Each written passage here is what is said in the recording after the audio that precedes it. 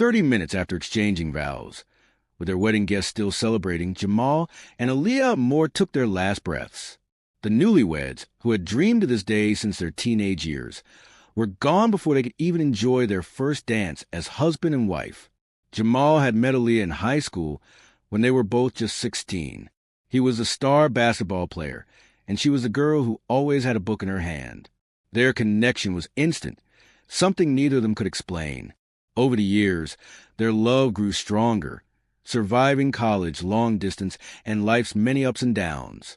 When Jamal finally proposed to Aaliyah on a quiet evening under the stars, she had whispered a tearful yes before leaping into his arms.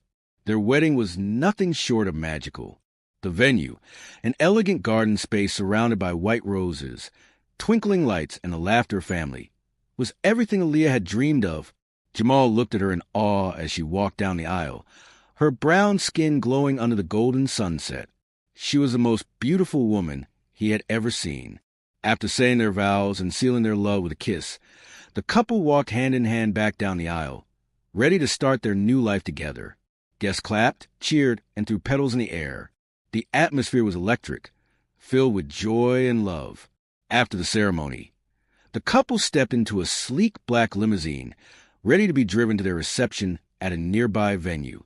As the driver pulled off, Aaliyah squeezed Jamal's hand, excitement dancing in her dark eyes. "I can't believe we're married," she said, her voice full of happiness. "I told you this day would come," Jamal replied, flashing that signature grin that had first made her fall for him. "Nothing could keep us apart." But something did. Barely 5 minutes into the drive, Aaliyah suddenly clutched her stomach, her face contorted in pain. "Jamal, something's wrong," she gasped. His joy quickly turned into fear as he saw her struggling to breathe. "Baby, what's wrong? Talk to me." Before he could react, his own chest tightened. A sharp, burning pain spread through him, his limbs turning weak. He struggled to move, to call for help, but his body refused to respond. His vision blurred, the world spinning around him. The last thing he saw was Aaliyah's terrified face before everything went black.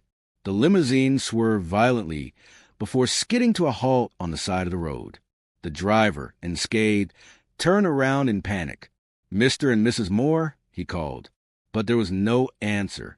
By the time paramedics arrived, Jamal and Aaliyah were lifeless in the back seat, their wedding attire still perfect, their hands still intertwined. The beautiful couple, who had just promised each other forever, had left this world together. The cause of their sudden deaths left everyone in shock. After an autopsy and an investigation, the truth was uncovered. Someone had poisoned their drinks during the wedding. The culprit? Aaliyah's ex-boyfriend, Malcolm. Malcolm had never let go of his obsession with Aaliyah, even after she repeatedly made it clear that she wanted nothing to do with him. Seeing her marry another man had sent him into a rage. He had slipped a lethal dose of poison into their champagne glasses during the reception toast, ensuring that if he couldn't have her, no one could. Justice came swiftly. Malcolm was arrested after security footage showed him tampering with the couple's drinks. But justice did not bring Jamal and Aaliyah back. Their families were left devastated, their love story ending in a tragedy no one could have predicted. Even in death, their love remained intact. Their hands have been found locked together, their wedding rings shining under the dim limo light, a heartbreaking symbol of a love that was supposed to last a lifetime, but instead ended within minutes. Their families were shattered by the news. What was supposed to be the happiest day of their lives had turned into an unimaginable nightmare. The guests who had once cheered and danced now stood frozen in disbelief as the news spread like wildfire. Aaliyah's mother, Vanessa, collapsed to her knees when she received the call, her screams piercing to the quiet of the night. Jamal's father, a strong and respected man, found himself trembling, unable to comprehend how his son, his pride and joy, was gone. The reception hall, still filled with decorations, music, and untouched plates of food, suddenly became a place of mourning. Aaliyah's best friend, Tasha, rushed outside, her stomach twisting as the reality set in. She had just hugged Aaliyah an hour ago, whispering in her ear about how beautiful she looked and how she and Jamal were meant to be. Now, her best friend was gone. Malcolm had already left the venue, blending into the crowd before anyone even realized something was wrong. But as soon as authorities reviewed the footage and traced his movements, his freedom was short-lived. When the police found him, he was hiding out in a dingy motel room, his hands shaking as he scrolled through news reports of Jamal and Aaliyah's deaths. He never expected to get caught so quickly, but deep down, he knew he had sealed his fate the moment he let jealousy and obsession consume him. At the police station, when asked why he did it, Malcolm simply muttered, "If I couldn't have her, no one could." His words sent chills down the detective's spines. There was no remorse in his voice, no regret in his eyes. He had planned this, carried it out, and now he sat in handcuffs, his life effectively over. But no amount of justice could ease the pain of the two grieving families. Jamal's younger sister, Kayla, refused to leave her room for days, staring at the last picture she had taken with her brother. Aaliyah's father, Raymond, sat in silence, gripping his daughter's childhood teddy bear, his mind replaying memories of her as a little girl running into his arms. The city mourned the loss of Jamal and Aaliyah. Their love story had been admired by so many. Two young black professionals who had worked hard to build their future together. Jamal was on the verge of signing a major contract with a professional basketball team, while Aaliyah had just opened her own bookstore, a dream she had nurtured since childhood. They had so much ahead of them, yet their lives had been stolen in an instant. Their funeral was one of the largest the community had ever seen. Hundreds of people came out to pay their respects, dressed in white and gold, the colors that had adorned their wedding just days before. Their caskets, placed side by side, were surrounded by white roses, Aaliyah's favorite. As the pastor spoke about their love and the impact they had left on so many lives, tears flowed freely. Their friends shared memories of their kindness, their laughter, and the way they always lifted others up. It was impossible to think of them separately. They had been inseparable in life, and now, even in death, they remained together. In the months that followed, their families worked tirelessly to ensure their love story would not be forgotten. Aaliyah's bookstore was renamed More Love Books, a tribute to their last name and the deep love they shared. Jamal's former basketball team held an annual charity game in his honor, raising money for scholarships to help young athletes achieve their dreams. But even with these efforts, the pain never fully faded. There were nights when Vanessa would wake up thinking she heard Aaliyah's voice. There were days when Jamal's mother would set an extra plate at the dinner table, only to realize her son wasn't coming home. The absence of their laughter, their presence, was an unfillable void. Yet through the grief, one truth remained. Jamal and Aaliyah's love was eternal.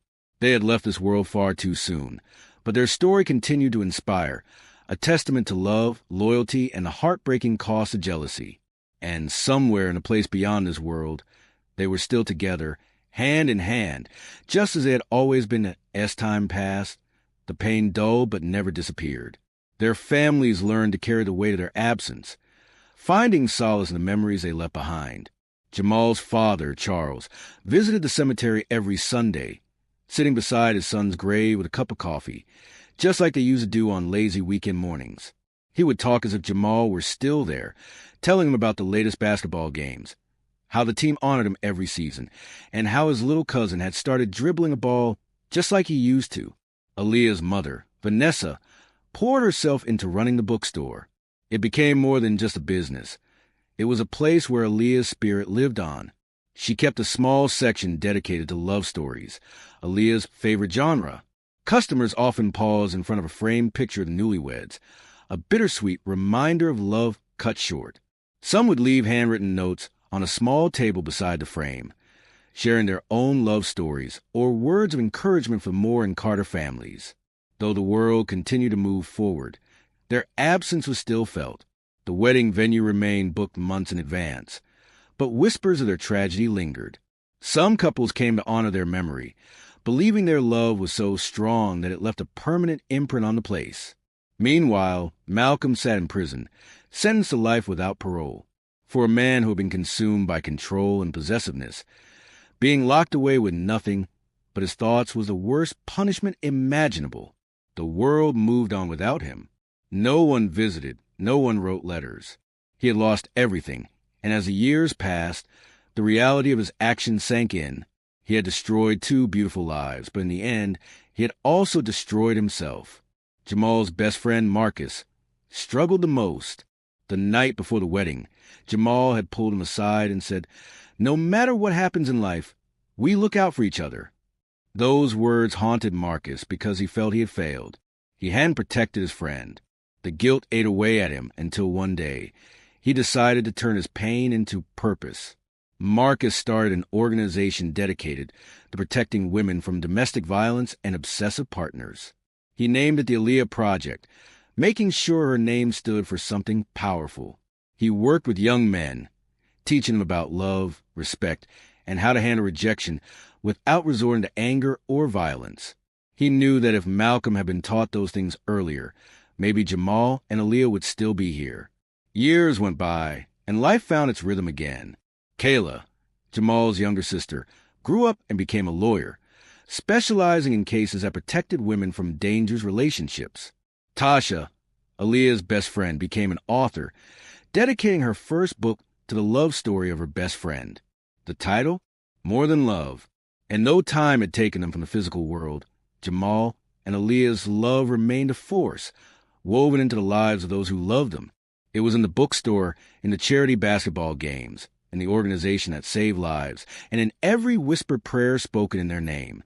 Some say love never dies, and for Jamal and Aaliyah, that was the truth. Their love had been stolen too soon, but it was never lost.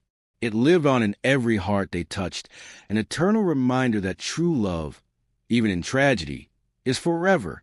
As the years passed, the world changed, but the love story of Jamal and Aaliyah remained timeless. Their families continue to honor them in every way possible, keeping their memory alive through the lives they touched. Vanessa, now older and wiser, often found herself sitting in the back corner of more love books, watching customers browse the shelves, her heart both full and heavy. She had poured everything into this place, ensuring that Aaliyah's dream lived on. A section near the front of the store was now dedicated to books about love, healing, and resilience. People from all over visited, some just to sit in the small reading nook and take in the presence of what Aaliyah had built. One rainy afternoon, a young woman walked into the store, her eyes scanning the shelves nervously. Vanessa, always attuned to people's emotions, walked over and gently asked, "Looking for something special, sweetheart?" The girl, no older than 20, hesitated before nodding. "I heard about this place." "I?" She paused, taking a deep breath. "I was in an abusive relationship. I almost didn't make it out, but someone from the Aaliyah Project helped me. They told me about this bookstore, and I want to come see it for myself." Vanessa's heart clenched, but she forced a warm smile. "I'm so glad you made it here." The girl ran her fingers along the spines of the books before pausing at a framed picture of Aaliyah and Jamal. "She looks so happy," the girl whispered. She was. Vanessa said softly, "She and Jamal had the kind of love that changes the world." The girl turned to her with teary eyes. "And it still is." Meanwhile, Marcus's organization had expanded beyond anything he had imagined. The Aaliyah Project had saved countless women from dangerous situations, and even more importantly, it had begun a movement of teaching young men about love and emotional intelligence. He traveled the country, speaking at schools, prisons, and community centers, determined to stop the cycle before it started. One day, after speaking at a high school, a young man approached him, his hands shoved deep into his pockets. "Mr. Carter," he mumbled, "I just wanted to say, I never really thought about how the way I see women could hurt them. I grew up thinking that if you love someone, you fight for them, no matter what. But I see now that love isn't about control." Marcus studied the boy for a moment, then nodded. "Love is about freedom," he said. "It's about respect. The kind of love Jamal and Aaliyah had, that's what we should all want. Not possession, just love." The boy gave a small nod before walking away, and Marcus exhaled. Maybe, just maybe, he was making a difference. Back home, Kayla had become a well-known attorney, fighting for the rights of women who had suffered at the hands of men like Malcolm. She took on the toughest cases, never backing down, always determined to get justice. She often wore a necklace with a small engraving, "Forevermore." It was a quiet tribute to the brother she had lost, the brother who had taught her what true love should look like. Jamal and Aaliyah's love story, though tragic, had become something much larger than their families could have ever imagined. It had become a lesson, a movement, a reminder that love, when pure and unselfish, has the power to last beyond a lifetime. And maybe, somewhere beyond the veil of this world, Jamal and Aaliyah were still together, hand in hand, watching over everyone who carried their legacy forward. Their love had been stolen, but it had not been defeated. It had simply become something eternal. As time moved forward, the legacy of Jamal and Aaliyah only grew stronger. Their love story became something more than just a tragedy. It became a beacon of hope, a tale that people shared in moments of darkness to remind themselves that love, even in its shortest form, can leave a lasting impact. One day, a filmmaker named Devin Harris, a childhood friend of Jamal's, reached out to the families with an idea. He wanted to create a documentary about their love story, not just to highlight their tragic end, but to honor their journey, their dreams, and the way they had unknowingly sparked change in the world. At first, Vanessa and Charles hesitated. The pain was still there, even years later. The idea of reliving every moment, from Jamal and Aaliyah's high school days to the heartbreak of their final moments, felt overwhelming. But when they saw how much good had come from their story, the bookstore, the Aaliyah Project, the awareness being spread by Kayla and Marcus, they realized that this was another way to make sure their children's love was never forgotten. The documentary, titled Forevermore, A Love That Never Dies, took 2 years to complete. It was filled with footage from their childhood, interviews with family and friends, and even clips from their wedding day, the last time they were truly happy. The final scene was a collection of letters written to Jamal and Aaliyah from people whose lives had been changed because of them. A young girl wrote, "Because of Aaliyah, I left an abusive relationship before it was too late." A high school basketball player wrote, "Jamal's story inspired me to keep chasing my dreams, no matter the obstacles." A mother wrote, "My son learned about their story in school, and it made him rethink how he treats the women in his life. Thank you for sharing them with the world." The film premiered in a packed theater, and by the end, there wasn't a dry eye in the room. It was raw, painful, beautiful. And more than anything, it was a reminder that love, true love, transcends even death. The success of the documentary led to something even bigger. A foundation was started in their name. The More Love Foundation, dedicated to educating young people about healthy relationships, emotional intelligence, and the dangers of unchecked obsession. Schools across the country began implementing programs based on their story, teaching students the difference between love and control, passion and possession. Even in prison, Malcolm couldn't escape the reach of what he had done. He saw their names everywhere, on TV, in newspapers, on the lips of guards and inmates who spoke about the story with admiration, shaking their heads at the senselessness of it all. One day, while sitting alone in his cell, Malcolm received a letter. It was from Vanessa. She wrote, "You took my daughter from me. You took Jamal from his family. And yet, their love is stronger than you will ever be. Their names are being spoken with honor, while yours is only remembered with shame. I will never forgive you, but I will pray that one day you understand the depths of what you stole, not just from them, but from the world." Malcolm never wrote back. He didn't know what to say. Years passed, and the world continued to evolve, but Jamal and Aaliyah's love remained timeless. The bookstore became a landmark. The foundation expanded to international levels, and the charity basketball games in Jamal's name grew into an annual event attended by professional athletes and celebrities alike. Every year on their wedding anniversary, their families, friends, and community gathered at the garden where they had said their vows. They lit candles, told stories, and played the song that had been meant for their first dance. And though there was sadness, there was also something else. Hope, because Jamal and Aaliyah's love had not ended. It had only changed forms. It lived on in the people they touched, in the lessons they taught, in the world they left behind. As the years continued to pass, Jamal and Aaliyah's legacy only grew stronger. Their names became synonymous with love, resilience, and the fight against domestic violence. Schools across the country integrated their story into educational programs, teaching young people about the importance of healthy relationships and emotional maturity. Every Valentine's Day, the More Love Foundation held a special event, gathering survivors of domestic violence, young couples, and community leaders to celebrate love in its purest form, the kind that uplifts rather than destroys. One year, Kayla stood before a packed crowd, her voice steady yet filled with emotion. My brother Jamal loved deeply. Aaliyah loved fearlessly. And because of that, their love has lived longer than their time here. They are gone, but what they stood for will never be erased.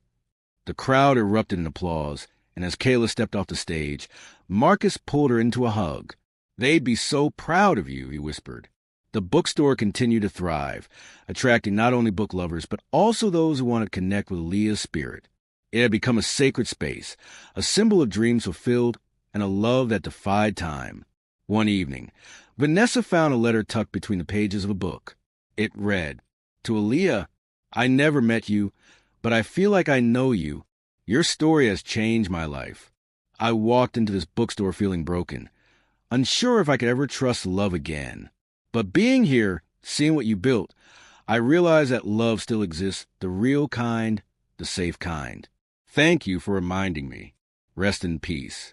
You are never forgotten." Vanessa clutched the letter to her chest, tears falling freely. Her daughter's story was still saving lives. Meanwhile, the charity basketball game in Jamal's honor had become a nationally recognized event, drawing NBA players and sports legends who admired his talent and his heart.